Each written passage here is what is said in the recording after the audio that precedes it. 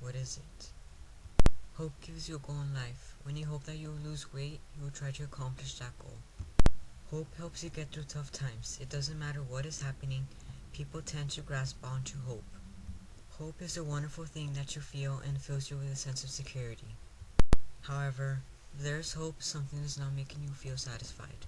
There is always a factor that makes you feel sad, therefore making you feel hope. If there weren't any crimes, people wouldn't hope for a safer community. There is a Greek myth about hope called Pandora's box. Zeus wanted revenge to humanity for what Prometheus did. He ordered the goddesses to make a woman for Prometheus. Zeus got a box filled with an unknown substance and gave it to Pandora, the woman whom the goddesses made. When she was married to Epimetheus, he told her not to open the box and to hide it so that she can forget about it. However, the goddesses gave her curiosity. She was so desperate to know what was in the box. She kept thinking, "What is in that box? What is in that box?" One day she was so desperate to know what was in it that she opened it.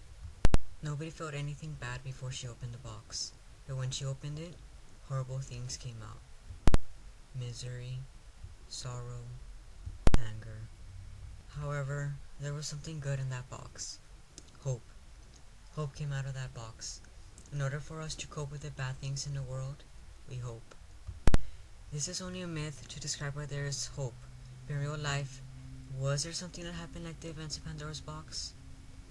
In chapter 2 of Genesis subsection 16 and 17, and chapter 3 of Genesis subsection 1 through 6, it says, "And Jehovah God also laid his command upon the man, From every tree of the garden you may eat to satisfaction. But as for the tree of the knowledge of good and bad, you must not eat from it, for in the day you eat from it, you will positively die." Now the serpent proved to be the most cautious of all the wild beasts of the field that Jehovah God had made. So he began to say to the woman, "Is it really so that God said you must not eat from every tree of the garden?" At this the woman said to the serpent, "Of the fruit of the trees of the garden we may eat. But as for the eating of the fruit of the tree that is in the middle of the garden, God has said, you must not eat from it, no, you must not touch it, that you do not die." At this the serpent said to the woman, "You positively will not die, for God knows that in the very day of your eating from it, your eyes are bound to be opened, and you will positively be like God, knowing good and bad." Consequently, the woman saw that the tree was good for food, and that it was something to be longed for, to the eyes. Yes, the tree was desirable to look upon. So she began taking off its fruit and eating it. Afterward, she gave some also to her husband, went with her, and he began eating it. According to Genesis, this is how all the wrong in the world came to be. However, is there a hope for the wrong in the world? In chapter 35 of Isaiah, subsection 5 and 6, it says, "At that time the eyes of the blind ones will be opened, and the very ears of the deaf ones will be unstopped. At that time the lame one will climb up just as a stag does, and the tongue of the speechless one will cry out in gladness. For in the wilderness waters will have burst out, and torrents in the desert plain." Here it is saying that all the hopes of the deaf, blind, and speechless people will be answered, and that they will be able to do things they normally wouldn't be able to.